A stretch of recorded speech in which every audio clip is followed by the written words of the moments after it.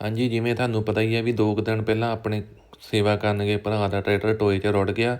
ਸੋ ਹਮੇਸ਼ਾ ਇੱਦਾਂ ਦੀ ਕਦੀ ਵੀ ਕੋਈ ਲਾਪਰਵਾਹੀ ਨਾ ਵਰਤੋ। ਜਦੋਂ ਕਿਤੇ ਵੀ ਜ਼ਿਆਦਾ ਪਾਣੀ ਦੇ ਵਿੱਚ ਤੁਸੀਂ ਸੇਵਾ ਕਰਨ ਜਾ ਰਹੇ ਆ ਜਾਂ ਜਿੱਥੇ ਕੋਈ ਕਿਸ਼ਤੀਆਂ ਨਹੀਂ ਆ, ਦੂਰ ਦੂਰ ਤੱਕ ਜ਼ਿਆਦਾ ਪਾਣੀ ਆ ਘਰਾਂ ਤੱਕ ਲੰਗਰ ਪਹੁੰਚਾਉਣ ਲਈ, ਅਤੇ ਹਮੇਸ਼ਾ ਮੂਹਰੇ 2 ਜਾਂ 3 ਜਣੇ ਭਰਾ ਆਪਣੇ ਸੜਕ 'ਤੇ ਇੱਦਾਂ ਦੇਖਦੇ ਜਾਇਆ ਕਰੋ ਵੀ ਕਿੱਥੇ ਤੱਕ ਸੜਕ ਆ।